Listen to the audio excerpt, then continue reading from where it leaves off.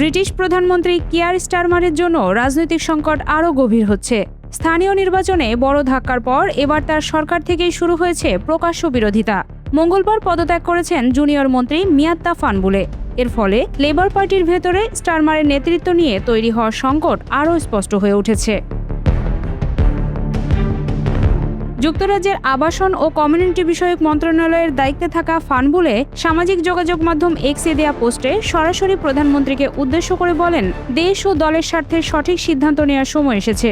তিনি ক্ষমতা হস্তান্তরের একটি নির্দিষ্ট সময়সীমা ঠিক করার আহ্বান জানান। দক্ষিণ লন্ডনের পেকহ্যাম আসনের এই লেবার এমপি তার পদত্যাগপত্রও প্রকাশ করেন। সেখানে তিনি লেখেন, সরকার জনগণের যে প্রত্যাশা নিয়ে ক্ষমতায় এসেছিল সেই লক্ষ্য পূরণে প্রয়োজনীয় গতি ও সাহস দেখাতে পারেনি। তার ভাষায়, জনগণ এখন প্রধানমন্ত্রী স্টারমারের ওপর আস্থা হারিয়ে ফেলেছে। ফানবুলের পদত্যাগের আগে সোমবার আরও 4 জন পার্লামেন্টারি প্রাইভেট সেক্রেটারি পদ ছাড়ার ঘোষণা দেন। এতে স্পষ্ট হয়েছে, শুধু বিরোধী দল নয়, লেবার পার্টির ভেতরেও স্টারমারের নেতৃত্ব নিয়ে তীব্র অসন্তোষ তৈরি হয়েছে। গত সপ্তাহের স্থানীয় নির্বাচনে ক্ষমতাসীন লেবার পার্টি বড় ধাক্কা খায়। কট্টর ডানপন্থী রিফর্ম ইউকের উত্থান ব্রিটিশ রাজনীতিতে নতুন চাপ তৈরি করেছে। নির্বাচনের ফল প্রকাশের পর থেকেই স্টারমারের নেতৃত্ব নিয়ে প্রশ্ন আরও জোরালো হয়ে ওঠে।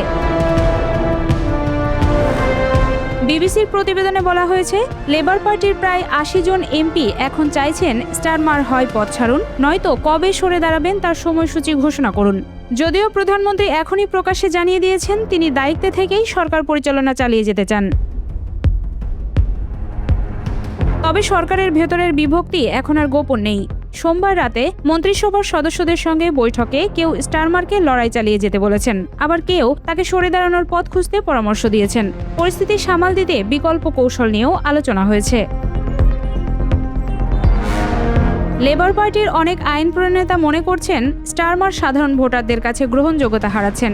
বিশেষ করে রিফর্ম ইউকের উত্থান ঠেকাতে দল কার্যকর কৌশল নিতে ব্যর্থ হয়েছে বলেও অভিযোগ উঠছে। এদিকে স্টারমার নতুন আরেকটি বিতর্কের মুখেও পড়েছেন।